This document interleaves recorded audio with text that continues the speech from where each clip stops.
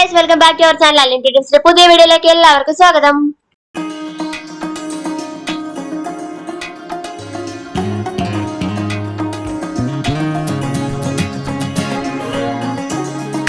അങ്ങനെ നമ്മൾ നേര് കാണാൻ വേണ്ടിട്ട് പോവാണ്. ഉച്ചയ്ക്ക് ഒരു 2 മണിക്കത്തെ ഷോ ആണ്. 2 മണിക്കത്തെ ഷോയ്ക്ക് ഞങ്ങൾ ഒരു 1:30 കഴിഞ്ഞ സമയത്താണ് നമ്മൾ ഇറങ്ങിയിരിക്കുന്നത്. ഓൾമോസ്റ്റ് ലേറ്റ് ആണ് നമ്മൾ ഇറങ്ങിയിരിക്കുന്നത്. അപ്പൊ ഞാനുണ്ട്, എന്റെ അനിയനുണ്ട്, എന്റെ മാമന്റെ മോൾ അശ്വതി ഉണ്ട്. അപ്പൊ ഞങ്ങൾ സ്പീഡില് നടന്നുകൊണ്ടിരിക്കുകയാണ്. അപ്പൊ ഓട്ടോ ഒന്നും കിട്ടിയില്ലെങ്കിൽ നമുക്ക് നല്ലപോലെ പണി കിട്ടും.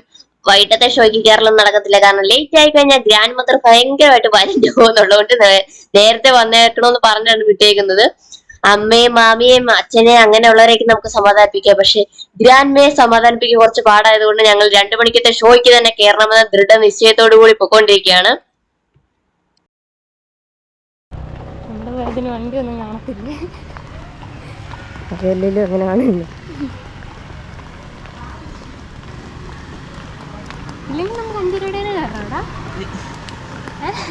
തിരിച്ചു വരുമ്പോ നീ ഒരു ലോകമായത് ഫേസ് ചെയ്യാൻ തയ്യാറായിക്കോളും. എല്ലാരും ഒതുക്കാം.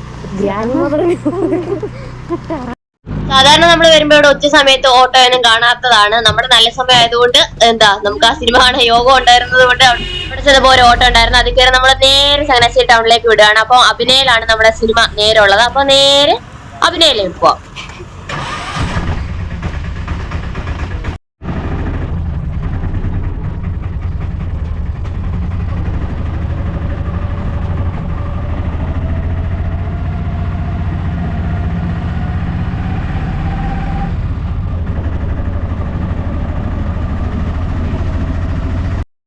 അങ്ങനെ അറ്റ്ലാസ് ഫൈനലി നമ്മള് തിയേറ്ററിൽ എത്തിയിരിക്കുകയാണ്. അപ്പൊ വലിയ തിരക്കും കാര്യങ്ങളും ഒന്നും ഇല്ലായിരുന്നു കേട്ടോ. ഓൾറെഡി നമ്മൾ സിനിമ തുടങ്ങി ഒരു 5 മിനിറ്റ് കഴിഞ്ഞിട്ടാണ് വരുന്നത്.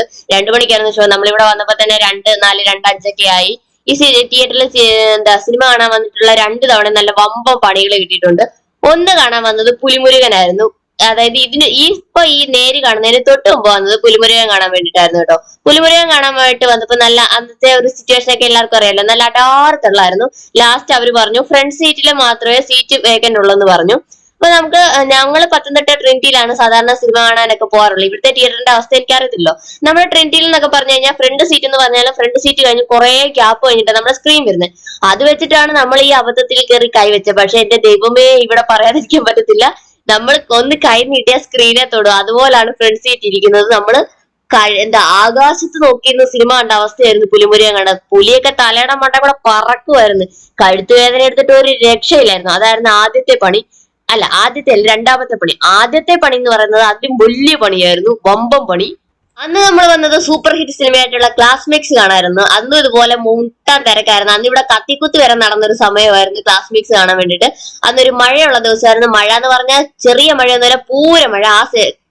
പൂരമഴയ്ക്ക് ഞങ്ങൾ സിനിമ കാണണമെന്ന് പറഞ്ഞ് ഭയങ്കരമായിട്ട് വാശി പിടിച്ചു. 2008 ക്ലാസ്മേറ്റ്സ് ഒക്കെ ഇറങ്ങി. അന്ന് സമയത്ത് ഞങ്ങൾ തീരെ കുട്ടികളായിരുന്നല്ലോ. അന്ന് കാണാൻ പോയേ പറ്റത്തുള്ളൂ എന്നൊക്കെ പറഞ്ഞ ഭയങ്കര ബഹളം വെച്ച് ഞങ്ങള് ഫുൾ ഫാമിലി ആയിട്ടാണ് ഞങ്ങൾ സിനിമ കാണാൻ വേണ്ടിയിട്ട് ഇറങ്ങിയത്. ആ പെരുമഴയത്ത്.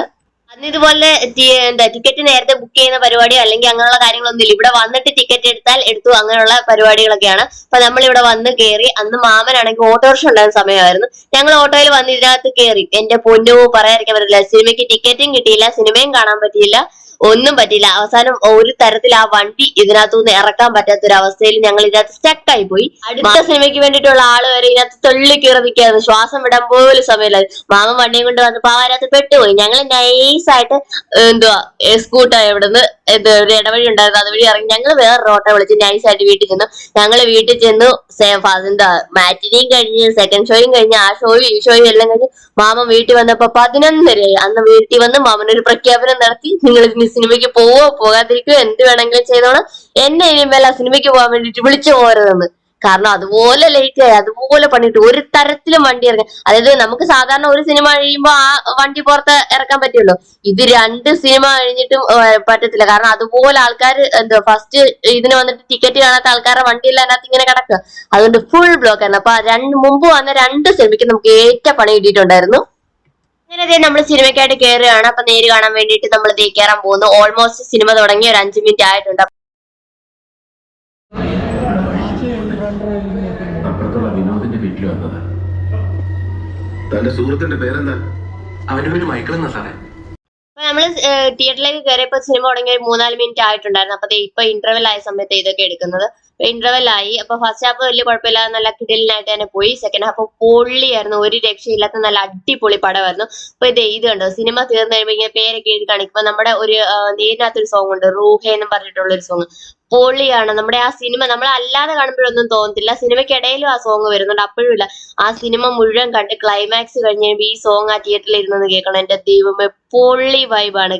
ഞങ്ങൾ അവിടെ ഇരുന്ന് ആ സോങ് മുഴുവൻ കേട്ട്, എന്നിട്ട് ഞങ്ങൾ അവസാനം ഞങ്ങളായിരുന്നു തിയേറ്ററിൽ നിന്ന് ഇറങ്ങി. കാരണം അതുപോലെ ഇഷ്ടപ്പെട്ടു ആ തിയേറ്ററിലെ ആ ഒരു വോളിയത്തിൽ ആ ഒരു സോങ്, അതിന്റെ ആ വരികളുടെ ഓരോന്നിന്റെ അർത്ഥം നമുക്ക് ആ ഒരു ക്ലൈമാക്സ് കണ്ടു കഴിഞ്ഞു കഴിയുമ്പോഴാണ് നമുക്ക് ആ ഒരു ഇത് ഓർമ്മ വരുന്നത്. അപ്പൊ അതുകൊണ്ട് തിയേറ്ററിലൊക്കെ കാണാൻ പറ്റുന്നവര് തിയേറ്ററിൽ തന്നെ പോയി കാണുക, ഈ സോങ് ഒന്ന് കേൾക്കുക, പൊള്ളിയാണ്.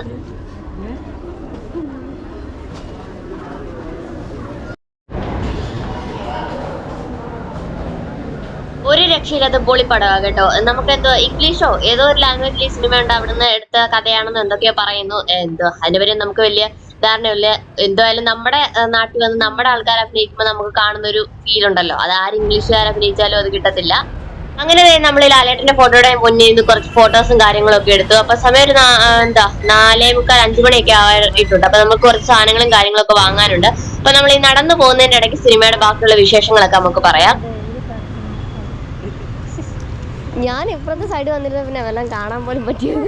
മറ്റേ പുലിമുരുകൻ കാണാൻ പറ്റുന്ന പോലത്തെ ഫ്രണ്ട് സീറ്റ്.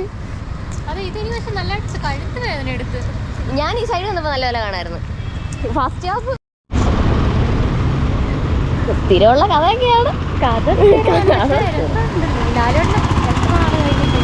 നേരാ, ലാലേട്ടന്റെ ഈ അടുത്ത കാലത്ത് ഇറങ്ങിയതില് കിടുപടമാണ്. അതല്ല, എല്ലാരും പറയുന്നത് ശരിയാ. കാരണം ലാലേട്ടൻ അഭിനയിക്കാൻ അറിയാം. അതുപോലത്തെ ഡയറക്ടർമാരുടെ കൈ കിട്ടി പുള്ളി ചെയ്തു. ജിത്തു ജോസഫ് ചെയ്ത എല്ലാ ലാലേട്ടന്റെ പടവും ഹിറ്റാണ്. അത് നേരാ. ഒന്ന് ഒരു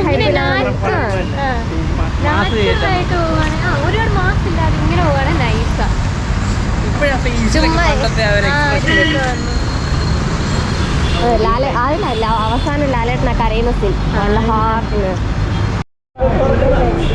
പെട്ടെന്ന് തീർന്ന പോലെ.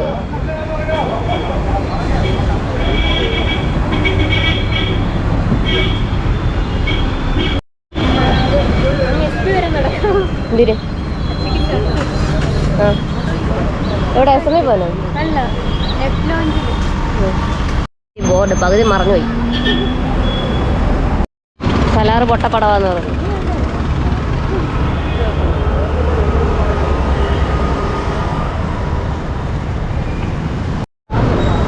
ആ ഓഡിയൻസ് സിനിമ ലാലേട്ടനെ തൊലച്ചടിക്കുന്നത്. അതിനുവേണ്ടി പുള്ളി മെലിഞ്ഞൊക്കെ ആ പുള്ളിയുടെ മുഖം ഇത്ര ഇതായിരുന്നു.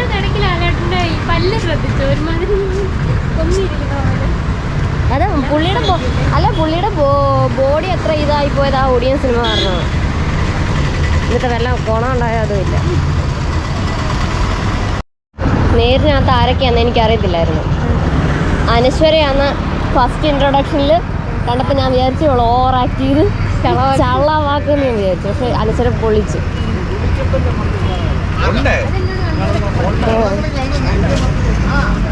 അല്ല, എനിക്ക് കാണാൻ കയറുന്നിടം വരെ എനിക്ക് അറിഞ്ഞൂടാ. നേരിനകത്ത് മോഹൻലാൽ ഉണ്ടെന്ന് അറിയായിരുന്നു. പക്ഷേ ഈ അനശ്വരയുടെ കാര്യത്തില്ലായിരുന്നു. ഫസ്റ്റ് നമ്മൾ കയറി വന്നിരുന്നപ്പോഴേ കണ്ടത് അനശ്വരയാണ്. അപ്പോഴേ ഞാൻ വിചാരിച്ചോളൂ ഓവറാക്കി ഇത് ചള്ളവാക്ക്.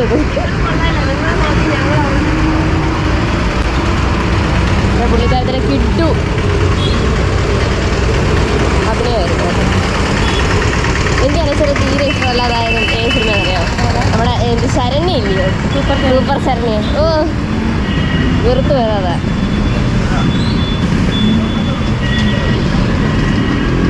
പിന്നെ ആണെങ്കിൽ എന്തുവാ ജഗദീഷ്, പുള്ളി ഈയിടെയായിട്ടുള്ള സിനിമയ്ക്കകത്ത്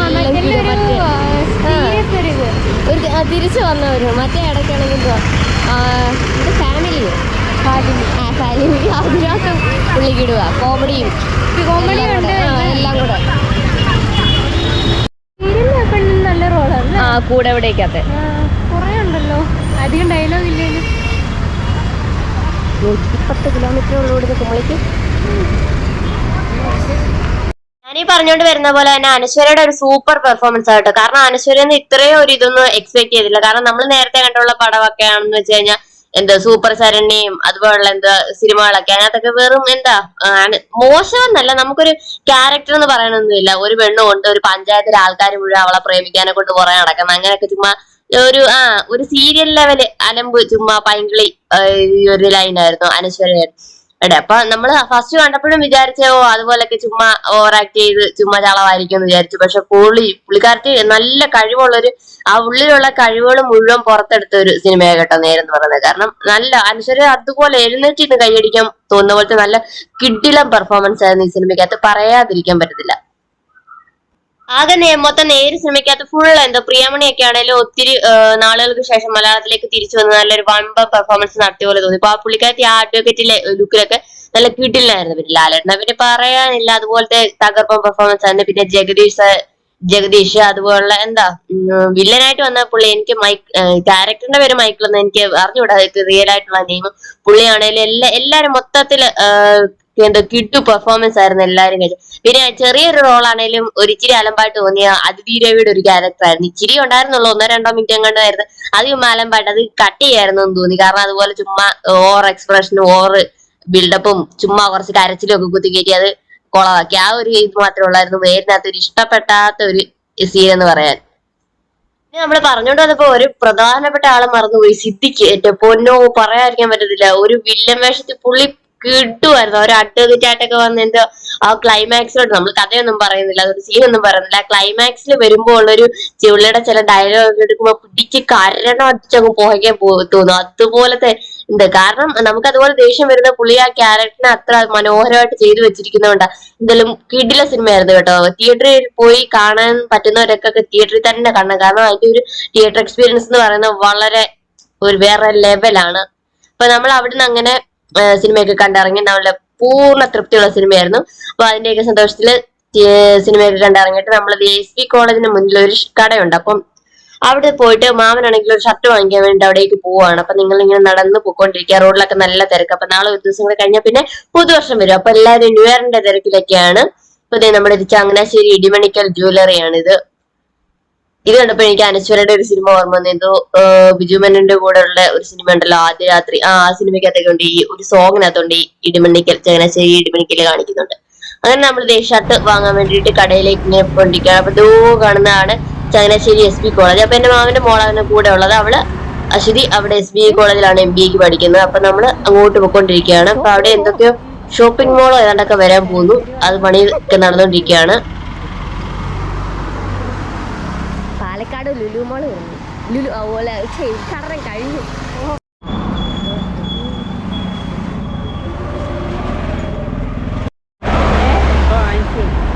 അശ്വതിയുടെ കോളേജ്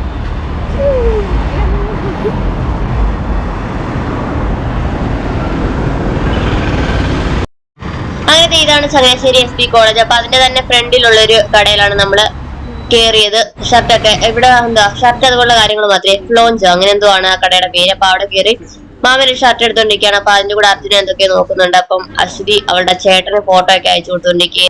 അനിയത്തി നാട്ടിലിരുന്ന് ഫോട്ടോ അയച്ചു കൊടുക്കും, ദുബായിലിരുന്ന് ചേട്ടൻ സെലക്ട് ചെയ്തോണ്ടിരിക്കുകയാണ് അച്ഛന് വേണ്ടിയിട്ടുള്ള ഷർട്ട്. അപ്പൊ അതൊക്കെ കഴിഞ്ഞിട്ട് അർജുൻ എന്തോ ഡ്രസ്സൊക്കെ എടുക്കാൻ വേണ്ടിട്ട് നമ്മള് മുകളിലോട്ട് വന്നപ്പോ അവൻ എന്തോ ടീഷർട്ടോ കാര്യങ്ങളൊക്കെ എടുത്തു. അപ്പൊ അവിടുന്ന് നമ്മള് താഴോട്ട് പോവാണ്. ചെറിയൊരു കടയാണെങ്കിൽ നല്ല സെലക്ഷൻ കാര്യങ്ങളൊക്കെ ഉള്ള പോലെ ഉണ്ട് കേട്ടോ.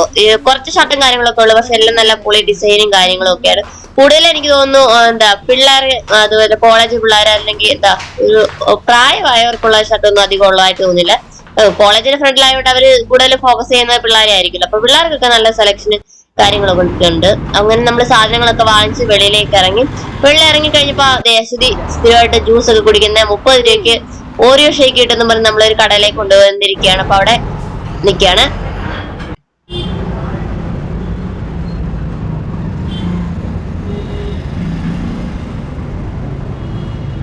അങ്ങനെ അവള് സ്ഥിരമായിട്ട് കുടിക്കാറുള്ളതാണ്, നല്ലതാണെന്നൊക്കെ പറഞ്ഞ് അപ്പൊ നമ്മള് ഓറിയോ ഷേക്ക് ആണ് ഓർഡർ ചെയ്തത് 30 രൂപയുടെ. അപ്പൊ ഓറിയോ ഷേക്ക് ഓർഡർ ചെയ്തിട്ട് നമ്മൾ അതിന് വേണ്ടിയിട്ട് ഇങ്ങനെ വെയിറ്റ് ചെയ്തിരിക്കുകയാണ്. സമയം ഒരു 5:30-5:45 ഒക്കെ ആയിട്ടുണ്ട്. നമ്മുടെ റോഡിലൊക്കെ നല്ല തിരക്കും കാര്യങ്ങളും ഒക്കെയാണ്. അപ്പൊ നമ്മള് ഓറിയോ ഷേക്കിന് വേണ്ടിയിട്ട് ഇങ്ങനെ വെയിറ്റ് ചെയ്തിരിക്കുന്നു. അങ്ങനെ നമ്മുടെ ഓറിയോ ഷേക്ക് എത്തിയിരിക്കുകയാണ്. അപ്പൊ ഇത്രയുള്ള ഒരു ഗ്ലാസ് നല്ല അടിപൊളി ഒരു ഷേക്ക് ആയിരുന്നു കേട്ടോ, മോശം പറയാനൊന്നുമില്ല, നല്ലൊരു ഷേക്ക് ആയിട്ട് തോന്നി.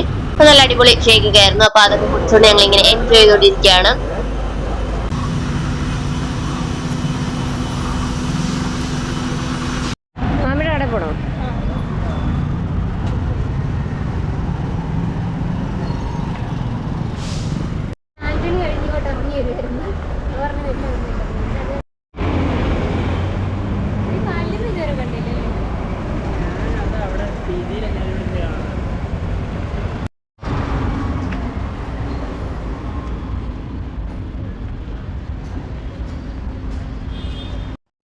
അങ്ങനെ ഷേക്ക് ഒക്കെ കുടിച്ചിട്ട് നമ്മൾ നേരെ ഇവിടെ അടുത്ത് തന്നെയാണ് മാമി വർക്ക് ചെയ്യുന്ന ഷോപ്പ്.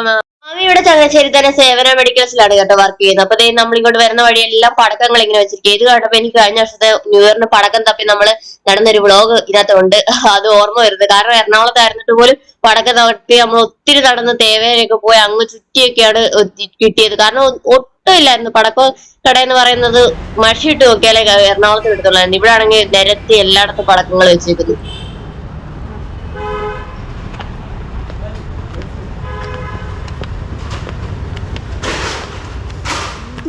അങ്ങനെ നമ്മൾ മാമിയെ നോക്കി പുറത്ത് ഇങ്ങനെ വെയിറ്റ് ചെയ്തിരിക്കുകയാണ്. അപ്പൊ മാമി നീല സാരി കൊടുത്ത് ചിരിച്ചോണ്ട് വരുന്നുണ്ട്.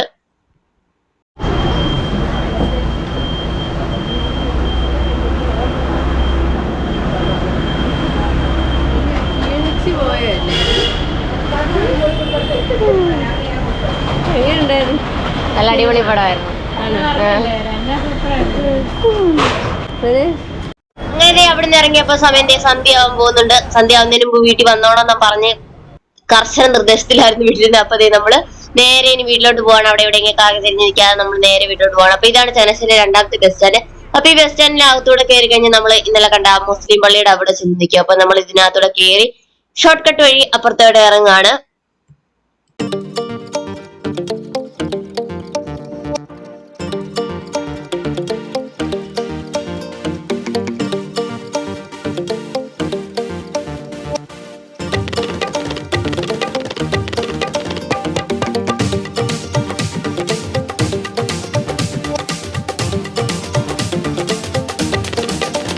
നമ്മൾ തിരിച്ചതേ ജംഗ്ഷനിലെത്തിയപ്പോ അവിടുത്തെ മാമ നിൽക്കുന്നത്. അപ്പൊ മാമനെ കാണാൻ വേണ്ടി മാമന്റെ അടുത്തോട്ട് പോവാണ്.